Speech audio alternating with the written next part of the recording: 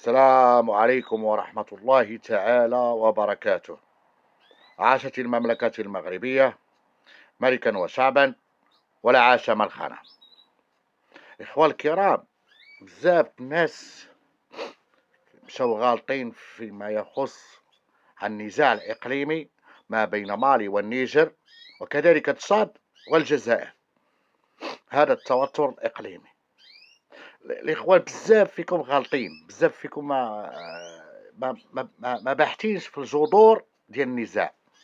هي حقيقة أن السفير الجزائري تخطى الحدود ديالو والمصالح ديالو، ومشى كيدعم واحد الانفصال في مالي، كذلك يدعم الإرهاب، لأننا نعلم أن الجزائر هي داعمة للإرهاب، هذه ما فيها إلا ولا حتى. ولكن ليس هذا هو الخلاف الحقيقي يا الإخوان ديالي، راه ماشي هو الخلاف الحقيقي. الخلاف الحقيقي هو خلاف الثروات واقتصاد وتنمية. هذا هو ما يجعل التوتر الإقليمي حتى مع ليبيا، حتى فيما يخص ليبيا. ليبيا تريد إعادة أراضيها لأنها غنية من الثروات الطبيعية والمعدنية. كذلك للعلم أن الجزائر وصلت بما يسمى في اللغة ديال الهيدروكاربور أو الاقتصاد البيك بترولي. هذا البيك بترولي شنو كيعني؟ كيعني استنزاف جميع الثروات. قد استنزفت جميع ثرواتها ولم يتبقى لها إلا القليل، سنة أو سنتين بالأكثر. وحاليا الجزائر تبحث عن سرقة ثروات أخرى. ولكن الجزائر، أنا كما أقولها دائما، هي ولا إلا كيان وهمي، صنيعة فرنسا. هي فقط تعمل حسب الأوامر الفرنسية. للعلم الإخوان ديالي، إذا رأيتم في الساحل والخارطة اللي كتبان لكم، وغادي نشر لكم منشور هنا، غتشوفوا أن اليورانيوم والذهب ديال النيجر وعدة معادن أخرى ذكية وثروات أخرى كانت تمر عبر الجزائر إلى فرنسا. هكذا كانت تسرق فرنسا الثروات دول الساحل الإفريقي.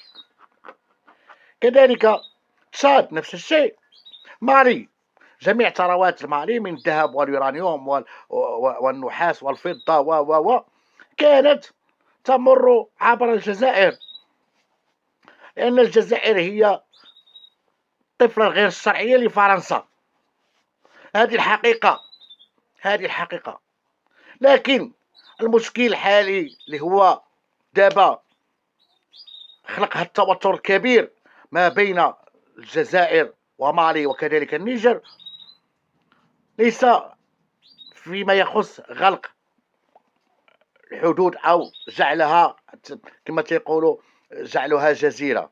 لا لا، ماشي حتى لهذا الشيء. نحن مغاربة لا نفكر بهذه الطريقة، نحن المغاربة نفكر في المصلحة.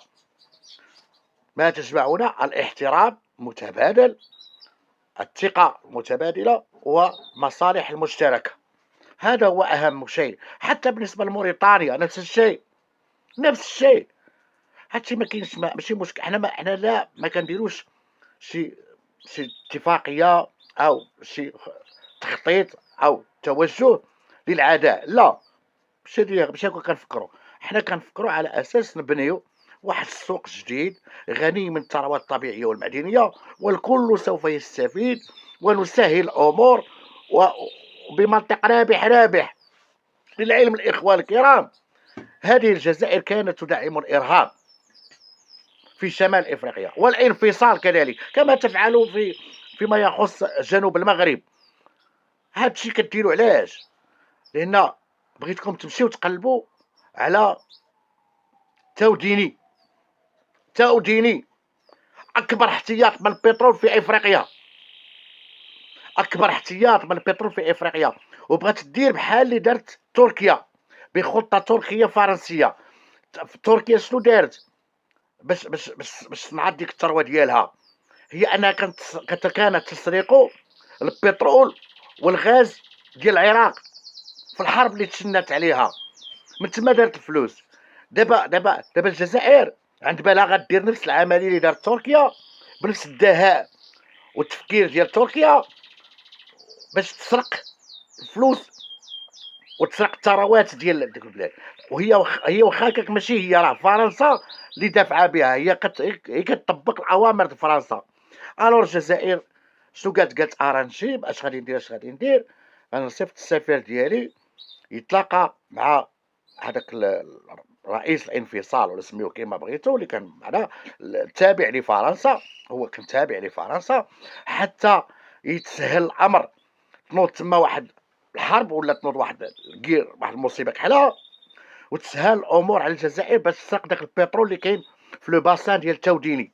هذه هي الحقيقه، هذه هي الحقيقه. الشفاره ولات شفاره، لصوص رباوهم القراصنه ورباوهم الخبز والشفره ديال فرنسا.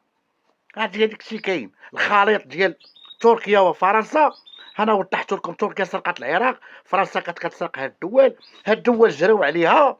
دوكاش غادي دير فرنسا والجزائر باش تقدر الطفله الغير الشرعيه الجزائر تعيش وفرنسا تبقى كتستنزف دوك الثروات؟ هي نخلقوا واحد الانفصال ونخلقوا واحد الحرب اهليه ونبداو نسرقوا داك البترول اللي كاين في لو باسان تاوديني ونصدروه بواحد الكميه هائله باش نقدروا نكونوا واحد راس المال. هذه حق. ولكن مالي عاقت بهم، هذا هو اللي كدير لي الحساب. مالي عاقت بالقلب، عاقت. حتى الازواد حاليا ملي كانوا جاو النصيحه اللي كانت تعطات لهم شنو هي؟ كانت قال لهم من الاحسن تخدموا تحت لواء واحد وتعيشوا جميع بخير وعلى خير، وتبنيو الدوله ديالكم وتصنعوا واحد الاقتصاد وواحد الهيلمان وواحد التنميه اجتماعيه واقتصاديه في واحد تنظيم بيئي اللي غيرجع بالفائده للكل.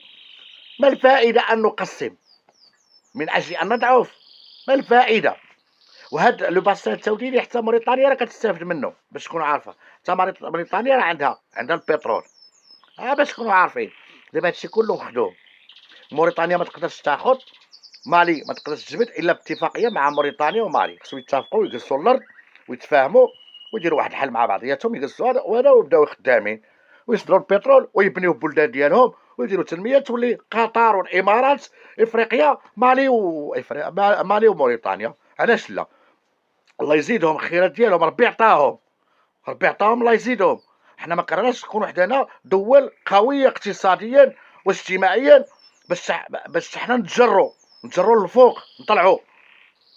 فهمتي؟ حنا ما خدامينش مع فرنسا نسرقوا العباد الله ونعطيو لفرنسا بحال هوكلاند. هذه الحقيقه.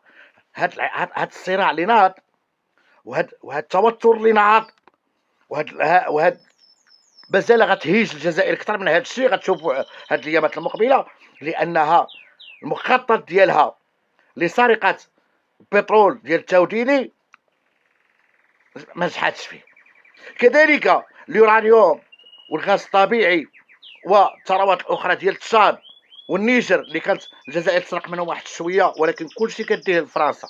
الجزائر كتسرق شي 5%، فرنسا تدي 95%، وكيعطيو شي الشياطه لهذوك الناس. هاد الناس هادو ما غيبقاوش يبيعوا لفرنسا، ما يبقاوش يدوزوا على الجزائر، غيبقاو يدوزوا على المغرب. ثروات هائله اخوان ديالي، ثروات هائله.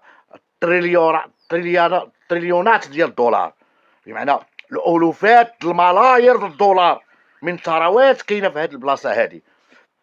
هذا الشيء يزعج فرنسا كثيرا. اذا ما يزعج فرنسا يزعج الجزائر، لان الجزائر هي فقط الطفله الغير شرعيه لفرنسا.